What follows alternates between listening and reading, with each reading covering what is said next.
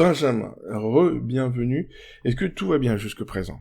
Ça va? Bah, jusque-là, ouais, pour l'instant, On c'est t'a pas trop super. rappelé de mauvais souvenirs avec ton moins 4 sur 2 jours, tout ça? Bah, moi, la TTFL, de toute façon, c'est le Vietnam, hein. Donc, C'est la guerre. Donc déjà, on va te représenter. Donc, tu as fait partie de la rédaction de Playground 3.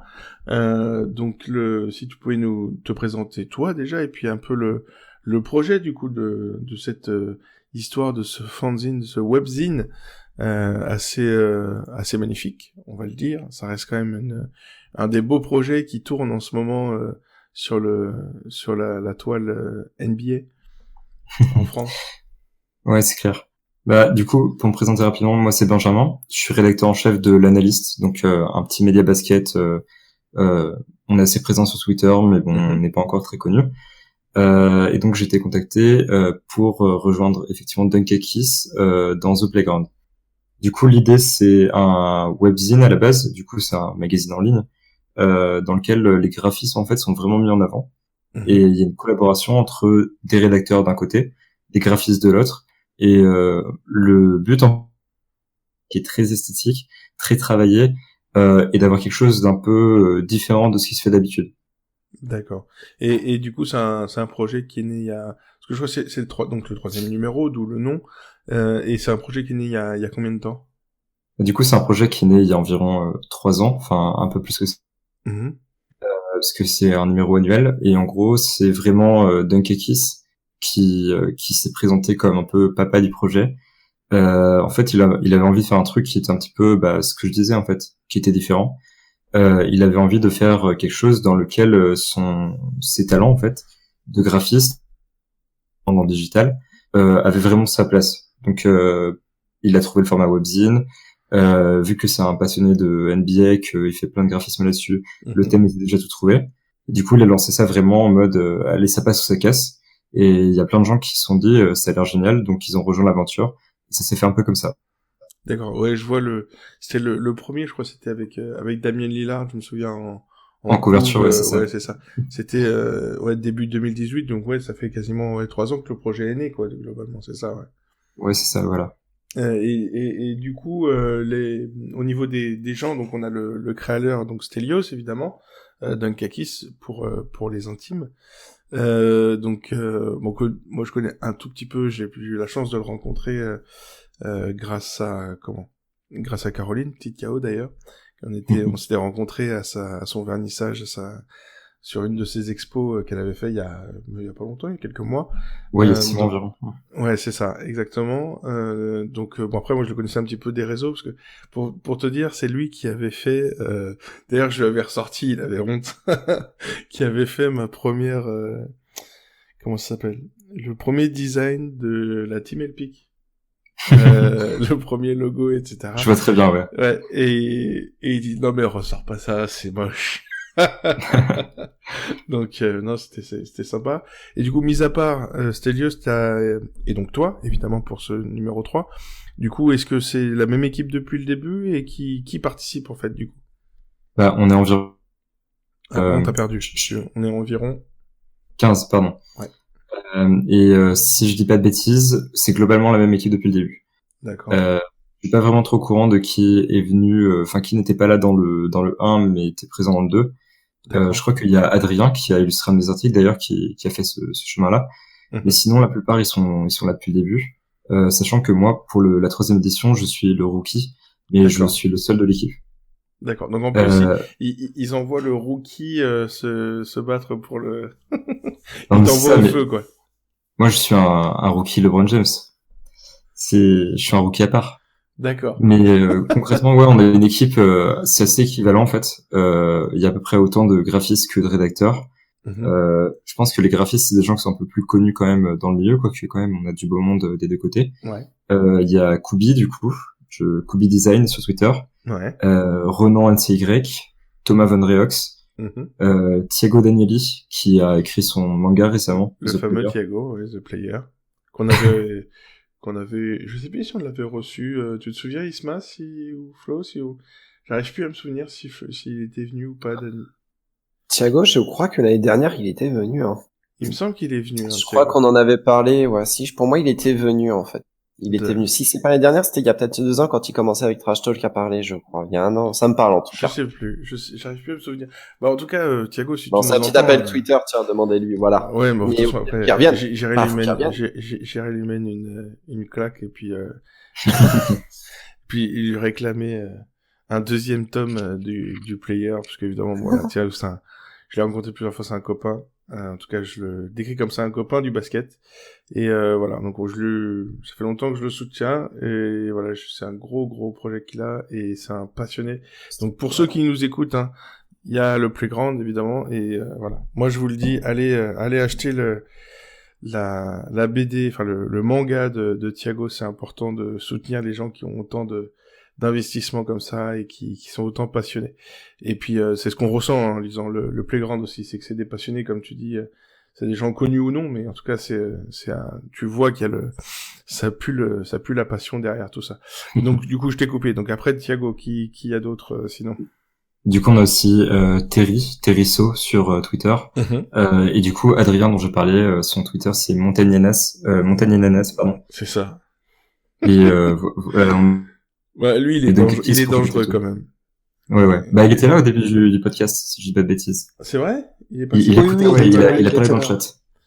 Bah, écoute, mais lui, c'est un dangereux. Il faut pas trop l'écouter. Après, il vous fait si vous mettez des photos de vous, après, il vous fait des dessins. Moi, il m'a mis chauve. Tu vois, c'était vachement sympa. J'ai dit, mais attends, tu fais un dessin de moi et tu me mets chauve, mon gars. Il y a personne au monde qui a plus de bush que moi, tu vois. Mais bon, ça va, il avait pas oublié la barbe rousse, donc ça va, c'est cool. Non, en tout cas, Adrien, ouais, en tout cas, il y a une sacrée belle équipe.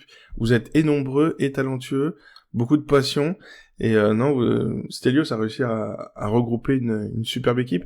Et du coup, on a Amandine, c'est Amandine qui m'avait contacté à la base, qui fait un peu aussi un peu de community management, un peu Amandine, avec les médias et tout. Elle est assez polyvalente, Amandine. Elle était là au début. Et en fait, c'est elle, donc, ouais, qui vient parler aux médias, qui nous représente la majorité du temps. Mais elle est aussi rédactrice, du coup. Elle a fait 2 articles, si je dis pas de bêtises, dans le dernier numéro.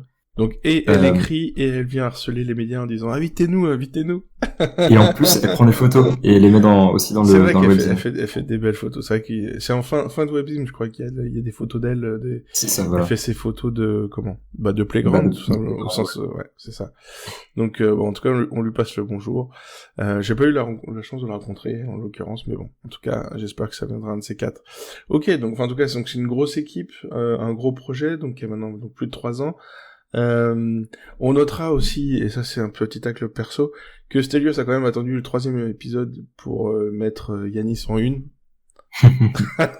C'est déjà un exploit. Je sais pas ce que t'en penses, Isma ou Florian, mais déjà qu'il arrive à attendre 3 épisodes pour mettre Yanis, c'est beau.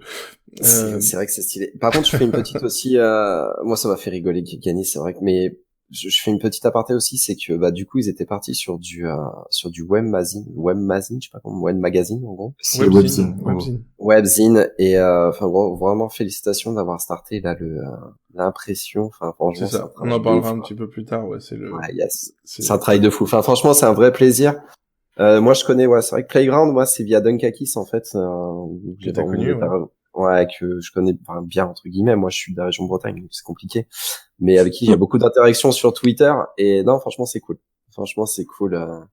C'est un vrai plaisir de découvrir ce travail de passionné et tout. Et ouais, non, par contre, moi, ouais. C'est un vrai boulot, quoi. Ouais, franchement, c'est cool. Et ça fait du bien d'avoir au final. C'est de plus en plus rare en plus les projets papier. Le fait que ça sorte, je pense que ça doit être une immense fierté. On en reparlera, mais ouais, c'est vraiment, franchement, c'est trop cool, quoi. Ouais, merci beaucoup. C'est vraiment un kiff.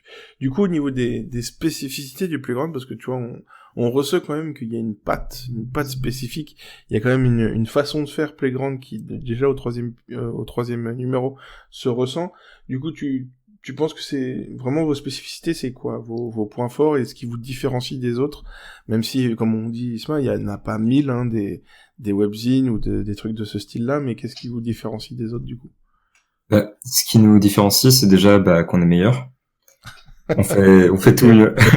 Non, en vrai, plus sérieusement, il y a beaucoup de préparation. Donc là où il y a plusieurs projets papier qui sortent peut-être plus fréquemment, etc., Ouais. plus pressés justement, ils prennent moins de temps, ils ont un plus gros volume aussi, donc c'est pareil. Nous on écrit il y a environ un article par personne en gros, que ce soit créatif ou rédacteur. Certains d'entre nous en écrivent 2, comme moi, comme Amandine. Dunkakis, pareil, il illustre un peu tout il illustre plein de choses, plusieurs articles, la couverture, et il y a aussi des expositions. Mais en tout cas, du coup, on est vraiment concentré là-dessus pendant quelques mois, et ça nous permet de sortir des trucs qui sont vraiment travaillés. C'est vraiment ce qu'on voulait faire, c'est un travail abouti. Donc, je pense que la spécificité première, c'est vraiment le travail qu'il y a derrière. C'est-à-dire que c'est vraiment Vous prenez le temps, quoi. ça, et c'est une préparation comme il y en a nulle part ailleurs presque. Enfin, ou alors chez des grands, je vais parler de Rivers par exemple, qui eux ont un projet plus professionnel pour le coup. Et du coup, nous on vient se poser dans cette dynamique là, mais c'est prendre aussi le temps et de faire un truc quali, quoi. c'est ça, voilà. Mais aussi l'autre spécificité, c'est vraiment le côté graphique en fait. C'est-à-dire que je vais te dire, c'est ce qui saute le plus vite aux yeux, quoi. C'est l'identité graphique. Et puis ce qu'on disait, c'est qu'il y a beaucoup de gens, donc il y a beaucoup de styles niveau graphique aussi. Ouais, c'est ça. Il y a énormément de variétés. Sachant que à la base, du coup, l'avantage c'est que vu que c'était un webzine, on laissait une grande place au digital, au dessin sur tablette, etc. C'est toujours le cas maintenant, même avec le papier, parce que le papier c'est plutôt une adaptation du webzine qu'autre chose. Mais du coup, en l'occurrence, c'était vraiment un format qui était parfait pour s'exprimer. Ça permettait d'avoir des belles doubles pages sur lesquelles les créatifs pouvaient se lâcher. Et en tout cas, ouais, il y a beaucoup de styles et tous les dessins, tous les graphismes, toutes les photos, etc. pour moi sont incroyables. Je suis un grand fan à la base du Playground et donc rejoindre l'équipe, ça m'a fait très plaisir parce que je suis avant tout fan du projet qu'autre chose. Ouais, mais c'est clair que voilà, c'est vrai que quand on est fan de beaux dessins, de NBA et de basket évidemment, mais de beaux dessins et de belles photos, ça reste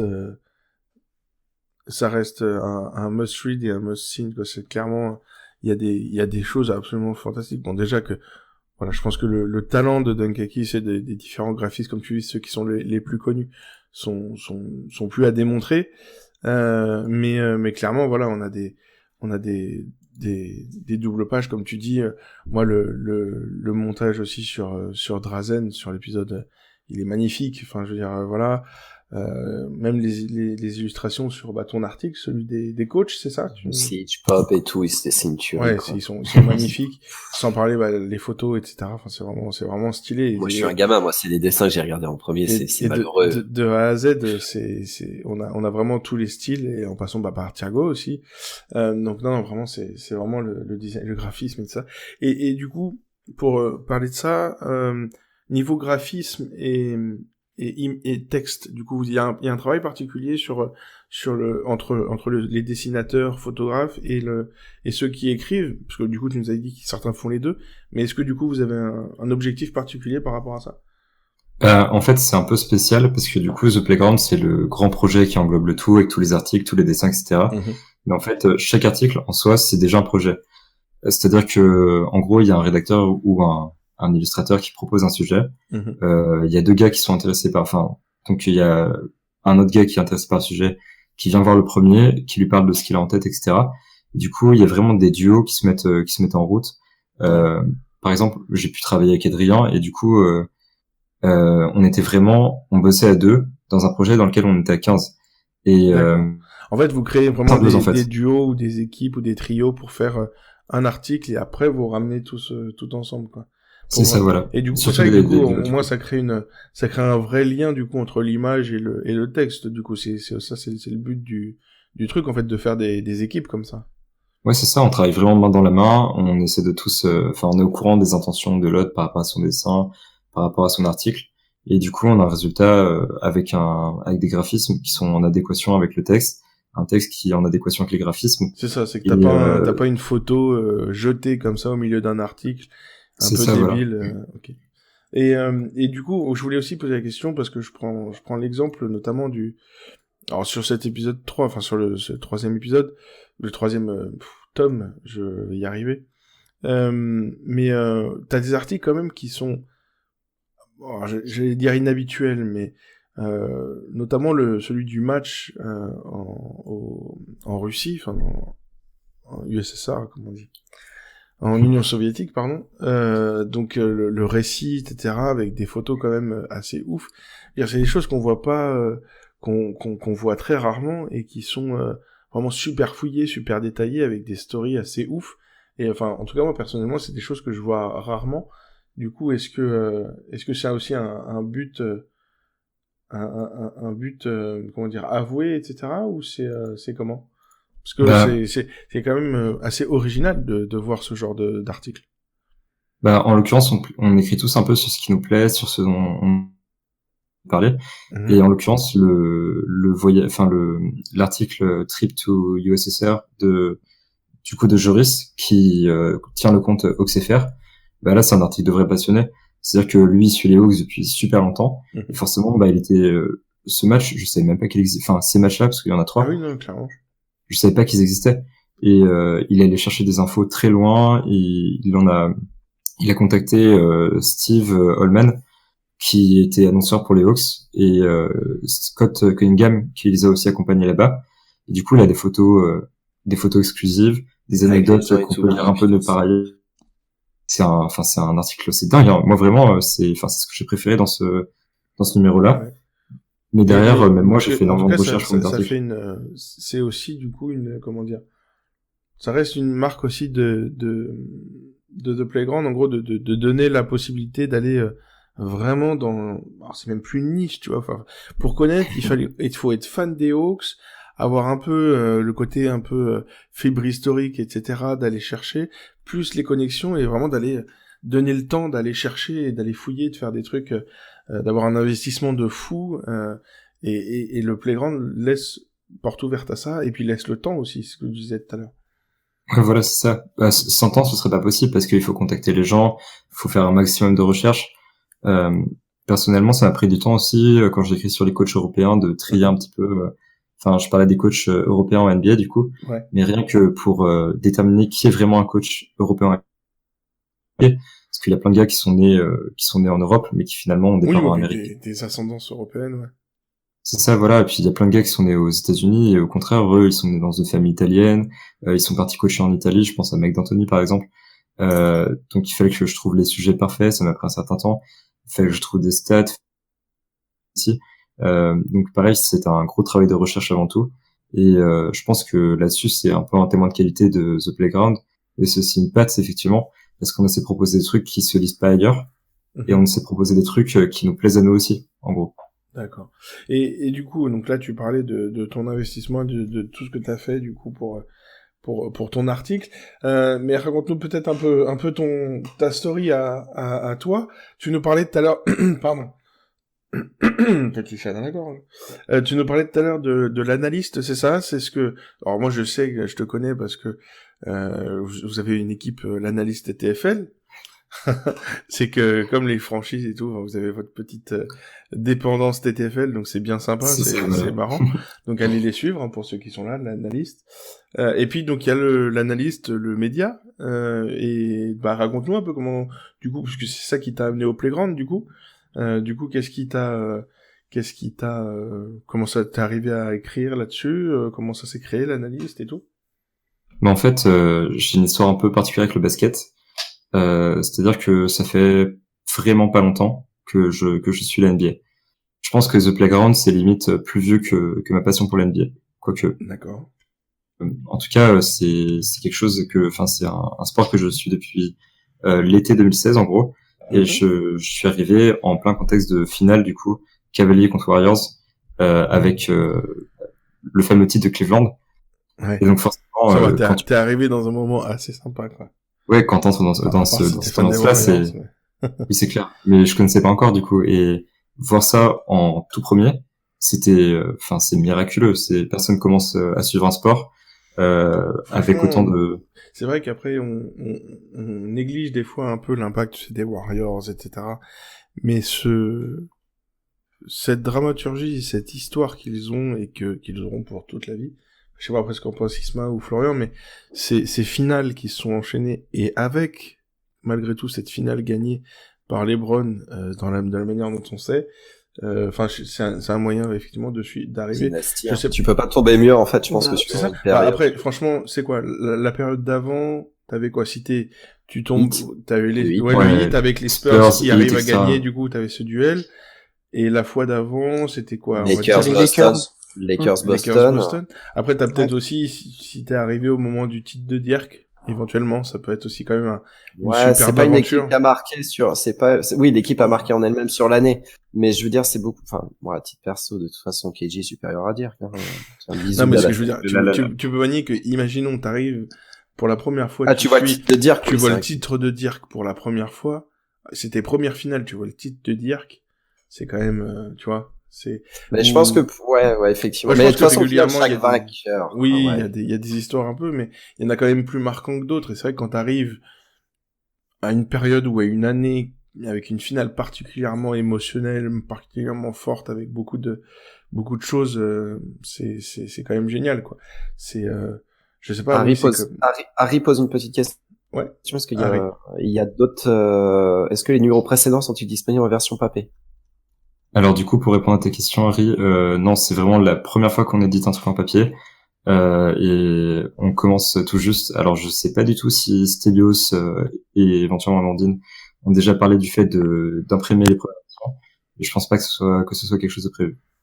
D'accord. De toute façon, on parlera un peu des projets à l'avenir, mais en tout cas, oui, t'arrives dans une période bénie, et du coup, donc c'est tout neuf. Et comment t'en es arrivé là? Parce que entre découvrir le basket, la NBA, la passion, le chase down block de James, et écrire, et se mettre à écrire, et se mettre à créer son média, et puis ensuite en rejoindre le playground, il y a quand même un gap. Il y a un pas, c'est clair. Justement, ce pas-là, en fait, c'était en début 2016. Du coup, je venais de rentrer un petit peu dans ce moule basket, et c'était pas non plus une passion. Enfin, c'est un sport que j'aimais beaucoup. Mais c'était encore très loin de toutes mes autres activités, notamment la musique, qui était ma grande passion à ce moment-là. Et donc en fait, en début 2016, j'ai été hospitalisé pendant environ 6 mois pour une maladie relativement grave. Du coup, j'ai fait énormément de tests. J'ai été transféré dans plusieurs hôpitaux. À la base, je viens de Rennes, et du coup, j'ai fini à Paris dans un centre de recherche très spécialisé. Et du coup, j'ai vécu pas mal de trucs qui étaient pas top. Et sur cette période-là, en fait, j'avais énormément de repos en jour. La nuit, j'arrivais pas à dormir. Donc forcément, ce qui s'est présenté à moi, c'était les matchs NBA. J'en ai regardé un maximum. Je regardais tous les soirs. Et la journée, j'attendais juste... je réfléchissais tout le temps à la page du site Trash Talk pour voir s'il y avait des nouvelles news, etc. Et en fait, sur cette période où je faisais rien d'autre que sur le basket, il y a vraiment une passion qui a commencé à naître. Et si tu veux, voir LeBron James sur le terrain se donner à fond avec les Cavs, voir Westbrook se déchaîner avec ses triple-doubles, puisque c'était l'année de son titre de MVP, etc. Oui, parce que en plus c'est que t'arrives, donc tu as ce fameux match, ce titre absolument fou, où LeBron arrive enfin à mettre les Warriors au sol, et ensuite tu as tout de suite après l'été avec KD qui se barre, etc. Ouais, voilà, c'est un contexte incroyable. Et du coup, à suivre, ça devait être fou. Ouais, c'est ça. Et puis Curry unanime aussi cette année-là. Ouais, voilà. Enfin, l'année du titre de Cleveland. Ouais, c'est ça. Mais du coup, tout ça m'a vraiment donné une certaine motivation pour affronter la maladie, la vie à l'hôpital, etc. Et donc, j'ai créé un lien qui était... On peut le dire maintenant, t'as trouvé le bon plan pour regarder du basket tous les jours, quoi. C'est ça, voilà. Et du coup, à partir de... Quand je suis sorti de l'hôpital, j'ai jamais arrêté de suivre le basket. J'allais en cours crevé, enfin comme tout le monde, je pense. Je regardais des matchs presque tous les soirs aussi. Je ratais plein de cours. Je me servais de ma maladie un peu comme excuse pour regarder des matchs de basket, justement. Voilà, on y vient, monsieur. Et donc, j'ai raté bien la moitié de mon année de terminale, du coup, parce que j'ai 19 ans, je suis encore assez jeune. J'ai raté vraiment énormément de cours pour suivre la NBA. J'étais à fond, je parlais que de ça, c'était super motivant. Et en fait, ce qui s'est passé, c'est que pendant l'été, je suis parti en vacances avec mon cousin, du coup, qui était champion de rugby en U17, si je dis pas de bêtises. Et je l'ai tellement saoulé avec le basket et avec Kyrie Irving que maintenant, aujourd'hui, il a plaqué le rugby, il fait du basket, il fait que ça. C'est bien. Et c'est devenu un gros fan de Kyrie. NBA, des trucs des vies scolaires. Donc du coup, donc t'as lâché un peu tout ça et puis du coup t'as eu l'idée d'écrire du coup et de créer l'analyste quoi. Je me suis dit si je peux transmettre ma passion comme ça à quelqu'un et ça arrive avec d'autres aussi dans moindre mesure. Je me suis dit autant le faire avec plus de personnes et donc j'ai créé l'analyste. À savoir que c'est un rapport avec la TTFL parce que ce qui m'a décidé à vraiment me lancer, c'est que j'en ai parlé un petit peu avec mon ancienne équipe, du coup, SunCFR. D'ailleurs, bonjour Vincent qui nous écoute.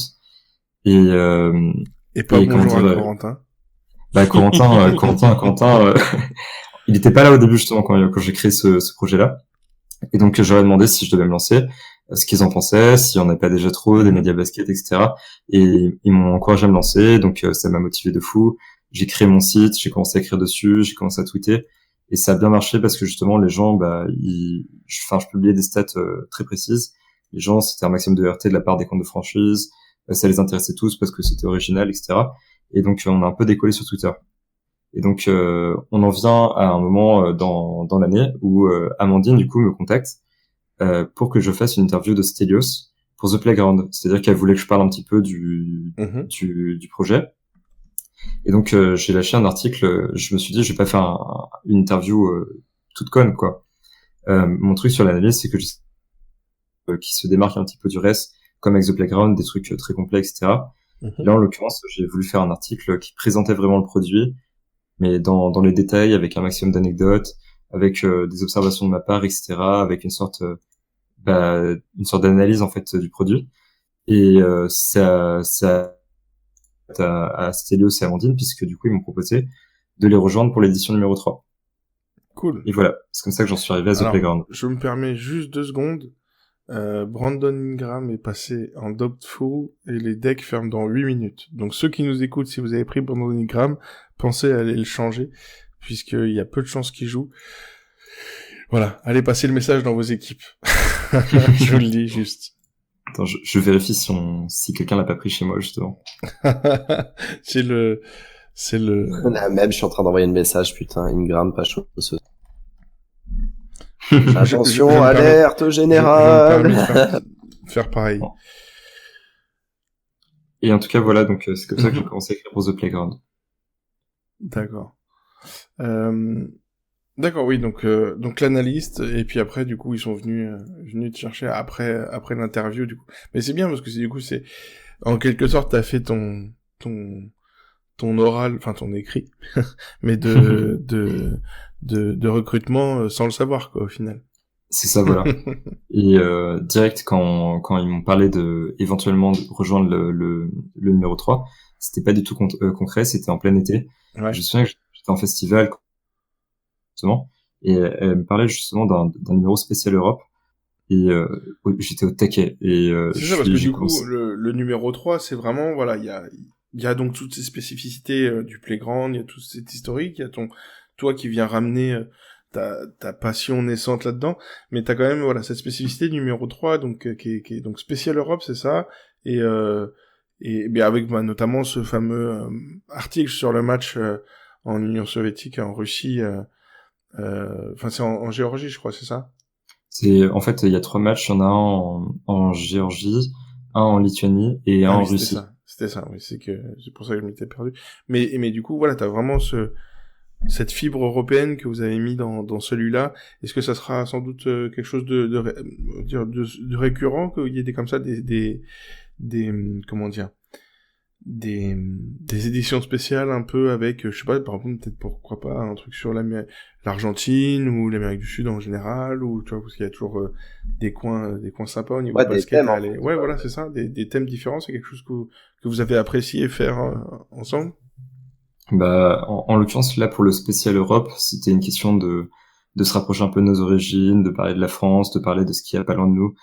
Pour Stelios, c'était l'occasion de mettre un beau Giannis en couverture. C'est ça. Le taf aussi, je pense, de vous faire plaisir sur les sujets annoncés aussi, je pense. C'est ça, voilà. Moi, mes sujets, en fait, je les avais déjà 3 mois avant qu'on commence à bosser.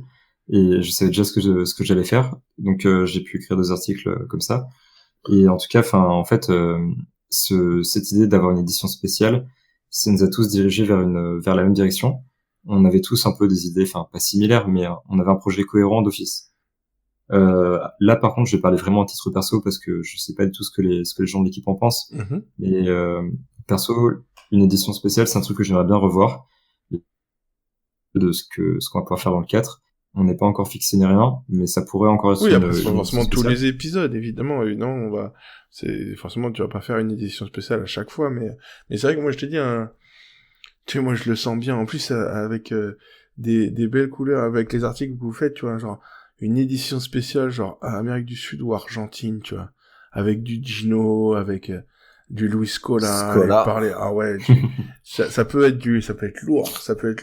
Si vous avez, en plus, vous arrivez à trouver des connexions et tout ça, vu que vous arrivez à chaque fois à trouver des trucs assez improbables, d'aller trouver des photos, des machins, il y a moyen, ou même après, il y a plein de choses, hein, mais au-delà de l'Europe, tu peux faire des choses aussi plus précises, hein, sur des spéciales Espagne, enfin, une fois que tu t'ouvres là-dedans, t'as plein de projets, d'articles sympas qui peuvent popper, c'est vrai que c'est cool, en tout cas.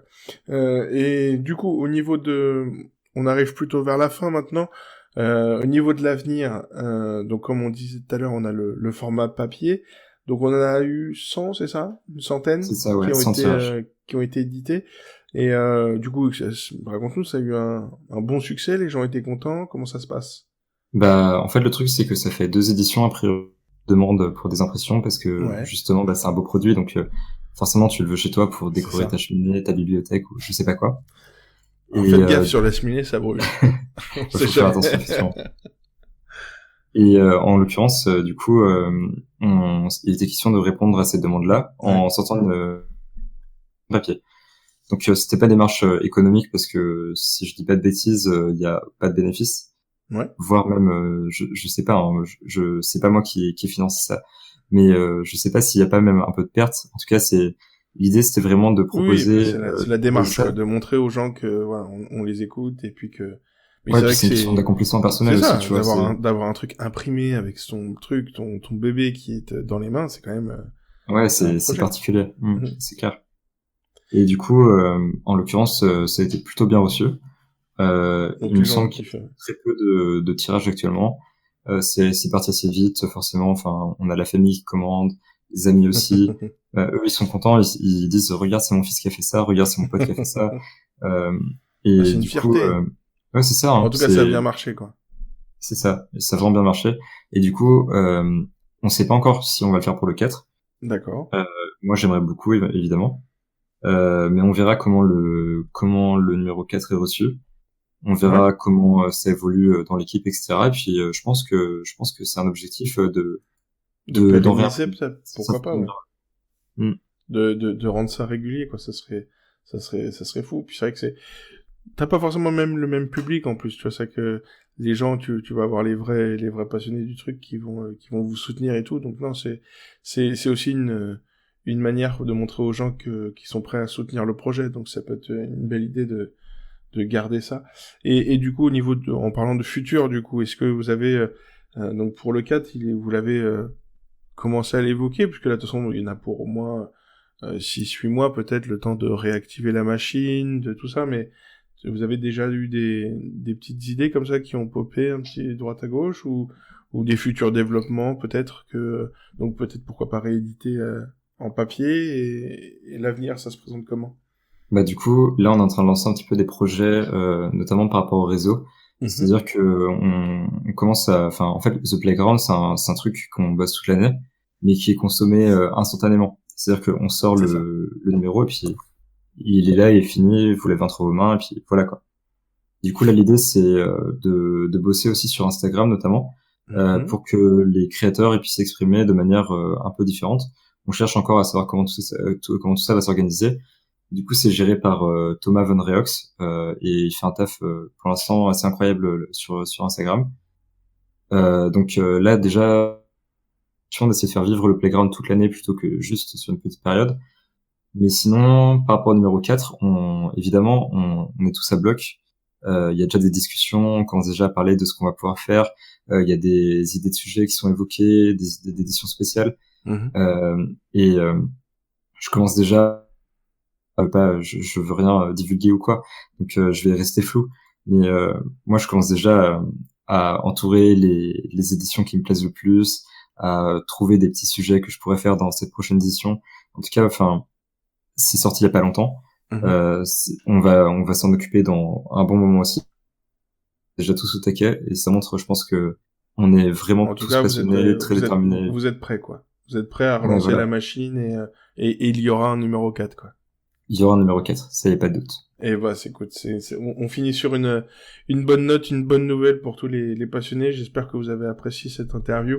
On voit que t'as des anciens copains de l'équipe CFR qui sont là. Voilà, on voit que même quelques anciens sont restés de ça, donc ça fait très plaisir. Si vous avez des questions pour l'ami Benjamin avant qu'on en termine, allez-y sur le Discord et sur YouTube. En tout cas, j'espère que vous avez apprécié ça. Merci beaucoup Benjamin de ton temps, merci d'être venu. Ça a été un peu compliqué pour se caler, mais du coup on y est arrivé. Je pense que t'as passé un bon moment, ça va, c'était cool. Ouais, c'est un excellent moment. Merci beaucoup pour l'invitation. Bah, merci à toi. On passe le bonjour à toute l'équipe. Personnellement, évidemment, à ceux dont je suis le plus proche. Voilà, mon petit Thiago, si tu nous écoutes, je te fais des bises. Je sais que t'as croisé Corentin aujourd'hui, donc je suis compatissant. J'ai peur pour toi. J'espère qu'il t'a pas fait trop peur. Voilà, donc en tout cas, je vous embrasse. Et puis Adrien qui m'a fait, pour ceux qui ne savent pas, c'est lui qui m'a fait ma photo de profil sur Twitter. C'est quelqu'un avec qui je discute régulièrement. Voilà, donc je lui fais des gros cœurs avec les doigts, comme on dit. Et puis Thiago, voilà, les autres que j'ai croisés de temps en temps, ou Stelios que j'ai déjà croisé, comme j'ai dit une fois. En tout cas, voilà, on vous fait des grosses bises à tous, on vous félicite. C'est un beau projet, c'est une belle chose, c'est quelque chose vraiment de magnifique. Donc en tout cas, on espère on a vite le 4, et puis vite le 4 en papier, et puis l'avenir, et puis une vraie édition, et puis des millions d'euros. Non, je non, en tout cas, voilà. Courage pour la suite, bossez bien, et puis soyez unis, continuez de faire des choses aussi belles que ça, c'est cool. Messieurs, dernière chose, on va se quitter. On se dit un dernier petit mot. Isma, est-ce que on se retrouve peut-être la semaine prochaine, la semaine d'après, bientôt? Normalement. Ouais. Souci, c'est vrai qu'il y a des petits soucis, mais il y a toujours un plaisir d'être sur le podcast, de vous conseiller des bons mauvais. Voilà. Bon, t'as un peu mal entendu, mais c'est pas grave. C'est la fin. Donc, merci Isma d'être venu, en tout cas. Merci comme d'habitude. Toujours un plaisir. Assure. Flo, merci beaucoup. Et de rien, c'était un plaisir aussi de pouvoir parler du Playground, super projet, tout ça. Pas eu le temps de trop parler, parce que du coup, t'avais des questions, tout ça, mais c'est un super projet avec des super illustrations, des super articles, donc bravo, continuez les gars. Merci beaucoup, ouais, merci. Ben voilà, donc écoute, c'est un bon résumé, merci beaucoup Flo, merci beaucoup d'être venu, en tout cas comme d'habitude. Voilà, donc c'est la fin de cet épisode 6, comme vous le voyez, un épisode un peu particulier avec donc Benjamin du Playground. J'espère que cette nouvelle formule vous aura plu, formule avec l'interview à la fin, une interview plus longue où on prend le temps, donc j'espère que ça vous plaît. Vous retrouverez la rediffusion donc tout de suite sur YouTube, puisque ça sera disponible là juste à la fin, et demain matin vous aurez la version longue et la version uniquement interview qui sera à part sur les différents sur YouTube, SoundCloud, etc., Deezer, Apple Podcast, etc. Donc voilà, vous retrouverez les deux versions. En tout cas, merci encore Benjamin, merci pour tout, et merci à tous. On vous fait des gros bisous, j'espère que vous allez tous très très bien.